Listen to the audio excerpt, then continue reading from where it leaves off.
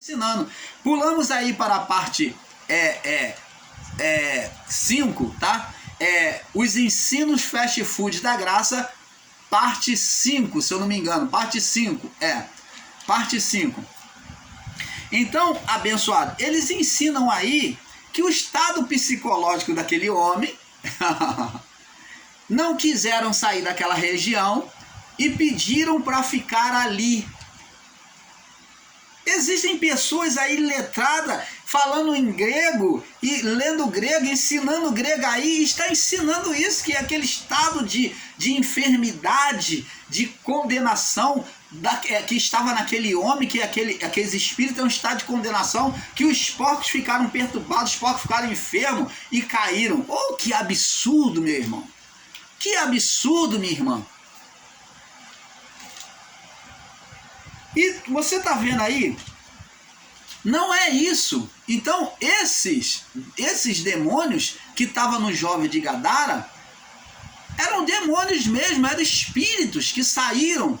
E eles não queriam sair daquela região. Gadara era um espaço deles, como Paulo diz aqui, ó.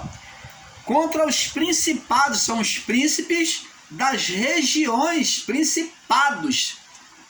Ou príncipe de locais, de estados, de locais, dominadores de locais, é isso que está dizendo. Ó, porque a nossa luta, como nós estamos lendo aqui em Efésios 6, né? Estamos analisando aqui, estamos no verso 12. Porque não temos que lutar contra a carne, eles dizem que diabo é a carne, como já falei. Paulo vem dizer que não é a carne do homem, porque não temos que lutar contra a carne, então o diabo não é a carne. Não temos que lutar contra a carne e sangue, mas sim contra os principados, vem da palavra, vem de príncipe, de dominadores de locais, de regiões, contra as potestades, são poderes, são os príncipes e potestades, poderes, aqueles que recebem poderes. Poderes de quem? Dos príncipes. Opa, são os que estão abaixo dos príncipes. Então, mostrando duas categorias aqui de dominações principais: os príncipes e os seus subordinados, que são os principados, aqueles que recebem poderes, que são as potestades. Potestades, que são as potestades. Neste mundo aqui nosso, as potestades afro-brasileira são conhecidas aí como os orixás. As potestades na religião do catolicismo são os santos, que são as potestades, são dos altares, são as potestades, são os São Fulano, São Beltrano, Santa não sei o que, são as potestades. E no culto afro são os chamados santos, os guias, os orixás, são as potestades, né?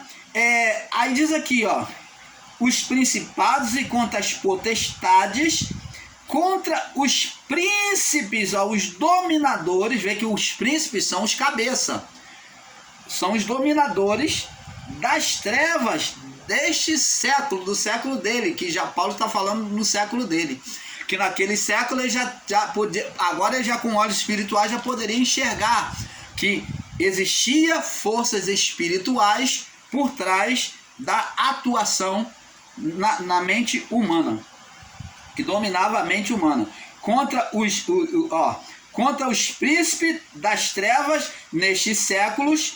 Aí ele vem dizer contra as hostes, as forças espirituais. Opa, é carne? Eles aqui colocam como Império Romano, que combate contra o povo israelita, nem nada a ver. Aqui está mostrando que o Império Romano, ele era usado por uma força espiritual. Aí sim, você pode até ensinar assim que é correto. Mas aqui vemos uma dominação espiritual, sim, contra os príncipes das trevas neste século, príncipe das trevas do mundo deles, dominador de Adão até a cruz, até o período da lei, contra as hostes espirituais, não é carne, espirituais. Está bem claro na cara desses irmãos e eles ainda ficam ensinando balela. Hostes espirituais da maldade, que leva o homem a fazer maldade nos lugares que habitam aonde? Aonde eles habitam? Nos lugares no céu deste mundo. Eles já habitavam nos céus deste mundo, assentado acima. Agora você vai entendendo que Satanás, como dominador, ele estava acima, que liderando tudo, todas as forças espirituais, os anjos maus sujeitos a ele, dominando a mente do homem, criando impérios contra o evangelho, contra os filhos de Deus. Por isso é que Jesus pôde usar a palavra lá no regresso dos 70, quando eles voltaram dizendo: mestre, em teu nome até os demônios nos sujeitaram. Jesus disse: eu via daqui Satanás, ele estava lá, liderando, lá é o lugar de encontro, era o trono dele aqui acima, na esfera deste mundo, da terra. Então eu via Satanás, o que? Caindo do céu. Esse Satanás são os poderes, os anjos maus que estavam sendo derribados, caindo do seu poder, perdendo espaço para o evangelho de Cristo, para o poder de Deus que estava sendo manifesto ali. Cada vez que um demônio era expulso, que as doenças saíam das pessoas, as pessoas eram libertas, Satanás estava caindo do seu poder como um raio dos céus. Você está entendendo, abençoados? É uma palavra figurativa expressando o que estava acontecendo, que Satanás estava perdendo o poder. Por isso que Cristo usou essa palavra. Aqui, contra as hostes espirituais da maldade nos lugares celestiais, no céu.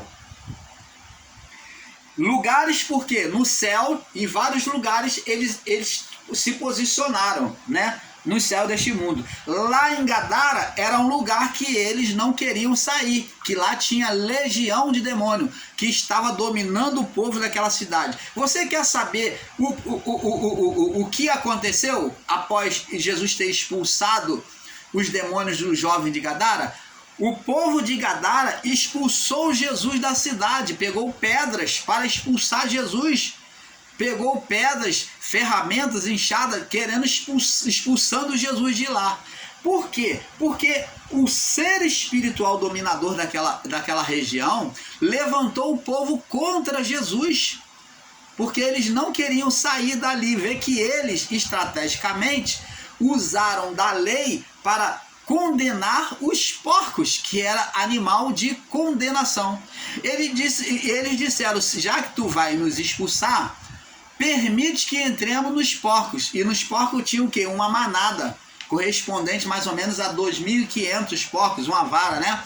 Uma vara de porcos. Então, ali, eles entraram naqueles porcos, cada um deles, e os porcos entraram na loucura e eles morreram. E o que aconteceu com aqueles espíritos? Permaneceram na sua região. Por quê? Porque se eles fossem expulsos, eles teriam que fazer era como se fazer uma longa caminhada, um longo processo para ter uma ocupação de novo, para se materializarem. Eles ali estavam materializados no corpo daquele jovem e passou para os porcos. Eles então quiseram se materializar nos corpos. E eles, sem um corpo, eles teriam que fazer tudo de novo, eles teriam que regressar para aquela cidade tudo de novo. Era um percurso como um viajante faz na sua caminhada a um lugar muito distante. Então eles tinham que procurar agora um outro corpo, trabalhar uma outra dominação. Então eles não queriam perder aquele território que era dominado, porque aquele povo era um povo associado ao governo romano. Eles bajulavam e concordavam com as obras romanas. Eles criavam porcos para vender nas festas pagãs romanas. Eles levavam esses porcos, criavam e cuidavam para ser oferecido aos deuses pagãos, e também nas suas festas eles comiam das carnes, das suas festas, das suas orgias, eles comiam a carne. Ali havia uma total depravação naquela festa, e a sobra daquela carne que não se era consumida, eles traziam a carne, a que sobrava, que não ia ser cozida, eles traziam aquela carne de porco e vendia no mercado. Por isso que Paulo diz: comei de tudo que se vende no mercado agora, oferecido com ação de graça. Porque agora no ministério do Espírito é com ação de graça, oferecido a Deus, não há nenhuma condenação.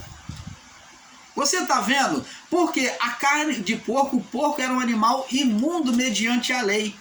Aquele povo estava no estado perfeito para Satanás. Por isso que ali em Gadara era habitação de demônios.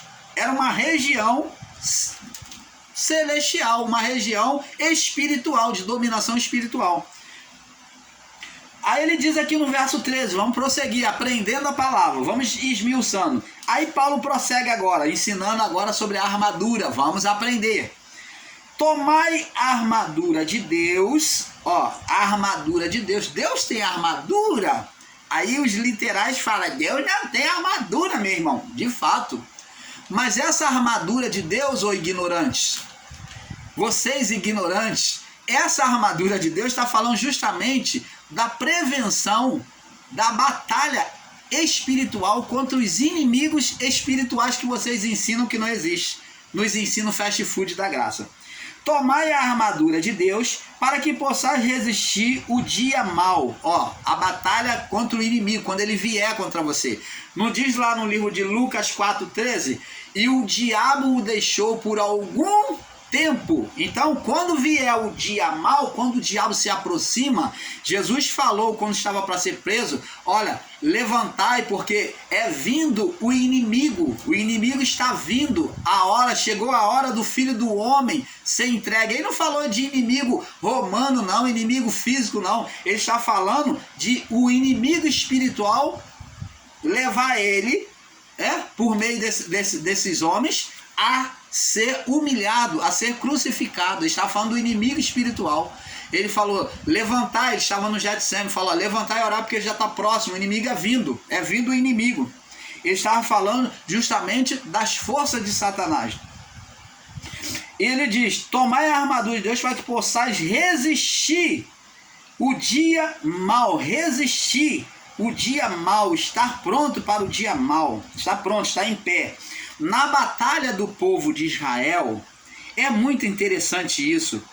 Deus falou para o povo, oh que maravilha, Deus mandava ao povo apenas estar em pé, estar em prontidão para poder vencer a batalha. Deus falava com o povo. Vamos ler lá no livro de 2 Samuel 23, do 9 ao 12. 2 Samuel, a batalha contra os inimigos. 2 Samuel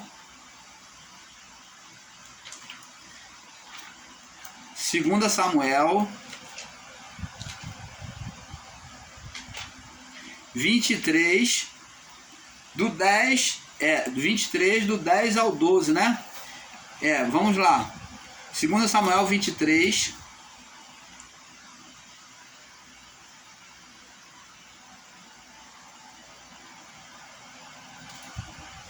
Deixa eu ver aqui, se eu conferir aqui, novamente aqui.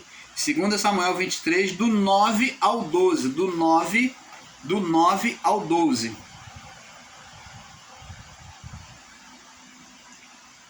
Diz assim, 37 poderosos de Davi vão para a batalha, né? E diz aqui: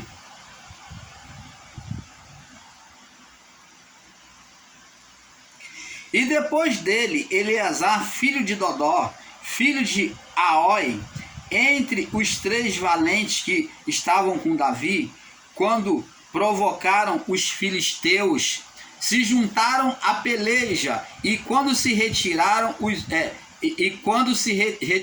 os homens de Israel, este se levantou e feriu os filisteus até se lhe cansar a mão, e de lhe ficar pegada a espada, né? Está com calo, né? Ficar pegada a espada. E naquele dia o Senhor efetuou um grande livramento, e o povo voltou junto dele somente a tomar os despojos.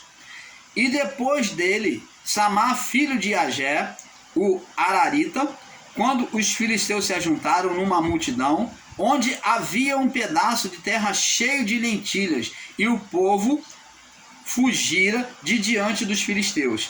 E este, se pôs no meio daquele pedaço de terra e defendeu e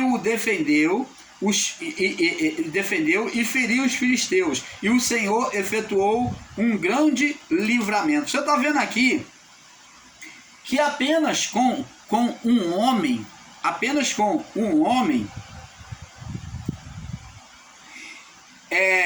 Davi venceu a batalha. Apenas com um homem ajudando ele, Davi venceu a batalha contra os inimigos, e o povo não fez nada. Esteve apenas que está de pé ali esperando, confessando o Senhor, Deus. Então é Deus que dá a vitória ao homem. Por isso que a palavra de Deus diz: resisti ao diabo, está de pé. Jesus disse: no mundo tereis aflição, mas esteja pronto, esteja de pé. Você tem que animar a sua fé, está de pé, está na confissão a Deus. Você não pode se entregar diante dos problemas. Mas quem efetua tanto o querer quanto o realizar, quem traz a vitória é Deus. O homem não pode mudar. Quem cura é Deus, quem liberta é Deus. O irmão Paulo pode orar em nome de Jesus, mas o irmão Paulo não tem que orar achando que ele vai curar, porque o irmão Paulo não pode curar ninguém. Homem nenhum pode curar ninguém. Quem cura é Deus, por meio da humildade, da contrição de espírito e na fé em Deus. O milagre é exercido, é fruído através do irmão Paulo, de quem quer que esteja. Mas o homem por si mesmo nada pode fazer senão Deus não fizer. O grande problema está aí. Tem muitos homens atribuindo a eles mesmos uma coisa que é de Deus, e por isso que passam vergonha. Deus não opera. Mas quando há a humildade, a contrição, o entendimento de que é Deus quem opera, então o milagre acontece. Mas vamos prosseguir no nosso entendimento. Vamos prosseguir no nosso entendimento aqui. Então, aqui em Efésios 6, vamos prosseguir aqui em Efésios 6, para nós não sairmos do entendimento. Diz aqui: tomar a armadura de Deus para que possais resistir o dia mau, e havendo feito tudo, ficar firme. Ficar firme. Estai, pois, firmes. Aí ele vem dizendo no verso 14: estai, pois, firmes, tendo cingido os vossos lombos. Estai em pé, pronto. Deus quer sempre que sejamos prontos. E quando o povo de Israel se viu cercado lá, né, diante da batalha de Jericó, Deus falou: olha, não tenha medo, olhai e aquietai, e vede a salvação que vos dá o Senhor vosso Deus. Quem é que iria dar salvação? Deus. Deus que iria dar salvação, e não o povo por si mesmo. Quem iria pelejar naquela batalha? Deus. Então, Deus só queria que eles estivessem em pé, acreditando, pronto ali para a batalha. Então, preste atenção. Estai, pois, firmes. Havendo ficar firmes. Estai, pois, firmes, tendo cingido, preparado os vossos lombos. Cingido é estar preparados. Está pronto. Os vossos lombos, amarrado aos vossos lombos com a verdade. Então, o cinto dos vossos lombos, né? No lombo, o cinto teria que ser a verdade. O cinto cingido é estar com o cinto da verdade. Então a verdade, que é a palavra do Pai, que tem que dominar. Jesus venceu o Satanás no deserto pela verdade, dizendo a verdade para ele. A luta não foi corporal, a luta foi com a verdade. Lembra lá? a lei foi dada por Moisés. A lei foi dada, ou a verdade foi dada por Moisés. Mas a verdade e a graça, ou a lei da graça, a graça foi trazida por Jesus Cristo. Então, Jesus venceu Satanás com a lei, usando a verdade. A verdade. Então, ele combateu com a verdade. Entendeu? Com a verdade. Diz assim: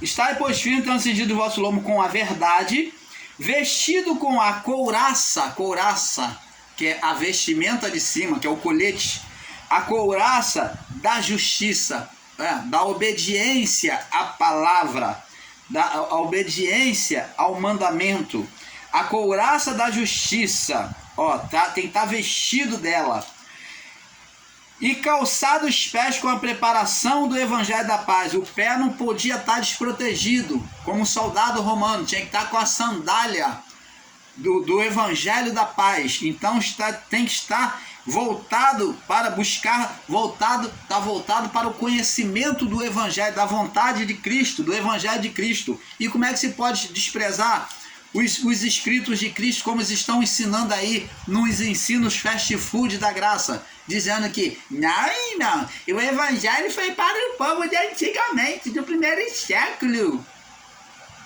Não foi para nós não? Aqui, vestindo a couraça da justiça, calçado os pés, a palavra também diz assim, quão formosos são os pés daqueles que anunciam o evangelho. Formosos são os pés daqueles que anunciam o evangelho. Não que a pessoa que anuncia o evangelho tenha um pé bonito, não, mas está falando os pés, fala dos caminhos daqueles que buscam ensinar a palavra, porque eles ensinam e têm conhecimento e podem viver perfeitamente. Está dizendo que os caminhos, né, o caminho da pessoa que ensina o evangelho é perfeito, porque ela busca viver o evangelho. Ela mais do que ninguém conhece o certo e o errado. Então, por isso que são formosos os pés, os caminhos do que anuncia o evangelho. Então, diz aqui, calçado os pés com a preparação do evangelho da paz. O evangelho é da paz, não é mais da guerra. O evangelho do primeiro século, de Adão até o primeiro século, não. O evangelho é da paz, não é olho por olho, dente por dente, mas é do amor, da paz. Tomando sobretudo, tomando acima de tudo, tomando acima de tudo, tem que estar acima, né, protegendo, o escudo da fé. Dizendo que a fé tem que ir adiante para combater o inimigo, os inimigos espirituais. Tem que estar calçado na palavra, buscando saber a vontade de Deus pelo evangelho, estar caminhando na verdade, né? Tem que estar buscando dar bom testemunho e vivendo as leis de Deus, né? Buscando, se esforçando em viver as leis de Deus. Tomando o escudo da fé, com o qual podeis apagar todos os dardos inflamados do inimigo ou do maligno. Então, vai o escudo da fé, a fé, como Paulo falou, como está escrito na palavra de Deus, não sei se foi Paulo, se eu me recordo, esta vitória que vence o mundo, a vossa fé. Esta é a vitória que vence o mundo, a vossa fé. Então a fé é ela que combate os dardos espirituais do maligno, do inimigo, dos inimigos espirituais. É por meio da fé que se combate as investidas do mal. Combatendo por meio da fé. E existem pessoas que não querem que você exerça a fé. Estão ensinando você a ociosidade espiritual. Você não pode orar, você não pode jejuar, você não precisa fazer nada disso. Não precisa interceder. Não! Está acontecendo um conflito na vida do seu familiar. É de Deus, irmão. É de Deus. É Deus. Você não vai orar, não vai interceder pelo seu filho, pelo seu familiar, pela sua mulher, pelo seu ente querido? pela fé, diz que você pode apagar os dardos inflamados do maligno. E diz aqui, ó, verso 17, Efésios 6,17: tomai o capacete da salvação. O que é o capacete da salvação? Ah, o soldado tinha capacete? Soldado romano? Tinha. E o que se refere a capacete, irmão Paulo? Está falando da boa consciência. Está falando da boa consciência, está se examinando mediante a palavra de Deus, está sempre buscando se examinar diante de Deus com uma boa consciência. A palavra diz assim, ó, que se a nossa consciência não nos condena, temos paz para com Deus. E ainda que ela venha nos condenar, Deus ele nos justifica. Paulo diz, ó, não sabemos pedir como convém, mas o Espírito Santo intercede por nós com gemidos inexprimíveis. Ainda que o irmão Paulo tenha agravos, né, tenha errado, pecado diante de Deus, mas o Espírito Santo, ele intercede pelo irmão Paulo, por você, por quem quer que seja, com gemidos inexprimíveis. Não saber pedir como convém é não estar em 100% perfeito diante de Deus, mas o Espírito Santo nos torna perfeito por meio de Cristo. E diz assim, tomai o capacete da salvação e a espada do Espírito. Então tinha que ter o quê? Sã consciência, né? Consciência pura diante de Deus, e a espada do Espírito, que é a palavra de Deus. E eles aí estão ensinando que a Bíblia já está tudo cumprido. Você não precisa nem de Bíblia. Você não precisa nada disso. Estão negligenciando e querendo levar você ao ateísmo. Você está entendendo, meu irmão? Minha irmã? Então, aqui, ó, tomai a espada do Espírito, que é a palavra de Deus, ó, e desprezam a palavra de Deus. E diz que é um gibi, que é um jornal velho. E diz que o livro de Jó é um livro, apenas um livro poético, que Jó nunca existiu. E tá aí, ó, negligenciando. E nós aqui no canal Luz da Graça vamos trazer aí uma série e vamos analisar o livro de Jó de ponta a ponta, ensinar ele desde o início até o final. Vamos estar mostrando para você que Jó existiu, sim, não é um livro poético, não é uma ilusão, não é uma mitologia, não é nada disso, um livro poético, um livro de romancismo, nada disso, escrito por Moisés. O livro de Jó é um livro que foi escrito por Moisés, mas sim, Jó existiu como fato. Vamos estar provando isso com a própria Bíblia. Vamos estar provando isso por diversas vezes com a própria Bíblia. Vamos estar mostrando que Jó existiu sim. Então, a palavra, a espada do Espírito é a palavra de Deus e nós temos que ter respeito por ela, irmãos. Você negligenciar o livro de Jó e dizer que é um livro poético, que nunca existiu esse homem, que é tudo fantasia da cabeça. Então, como é que Deus pode se considerar inspirado um livro desse, que é um livro poético, que não ficou entre os livros lá apócrifos? Olha que contradição que esses irmãos estão ensinando. Olha a confusão que estão fazendo na cabeça dos irmãos, esses ensinos fast food da graça. E diz aqui, ó, orando em todo tempo, ó, a oração tem que estar em todo tempo, tá vendo? Com toda oração e súplica, vigiando, nisto com toda perseverança e súplica por todos os santos. E por mim, Paulo pede oração, orar, intercessão. Você que vai contra aí, ó, Paulo manda interceder, súplica por todos os santos. Ora, se eles eram santos, por que vai interceder? E por mim, para que me seja dado, ó, o que Paulo queria? Que orasse por ele, para que me seja dado, no abrir da minha boca, a palavra com confiança, com autoridade, para fazer notório o ministério do Evangelho, pelo qual sou embaixador em cadeias, para que eu possa falar dele livremente, como me convém falar. Você está vendo, abençoados? E existem irmãos aí ensinando abobrinha. O canal Luz da Graça não está aqui para brincadeira não, meu irmão. Agora vamos confirmar aí sobre essa negligência desses irmãos. Gálatas capítulo 4, 7. Gálatas 4, 7. Ainda Paulo falando agora aos Gálatas, no capítulo 4, no verso 7. Diz assim: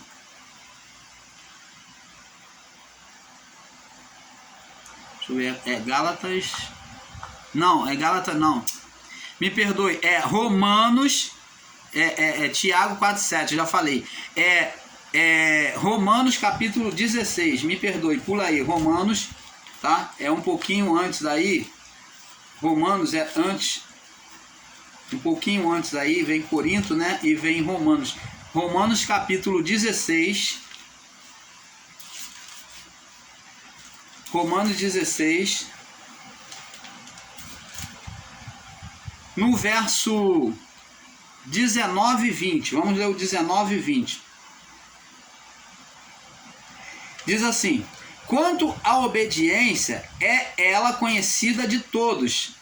Comprazo-me, pois, em vós, tenho prazer em vós, e quero que sejais sábios no bem, e mais simples no mal. Que você não venha conhecer a maldade, que você venha ter sabedoria, venha ter evolução em conhecer o bem, e simplicidade em conhecer o mal. O mal, como Paulo sabe e sabia, ele sabia que todo homem conhece o bem e o mal, porque isso é uma lei interiorizada no homem.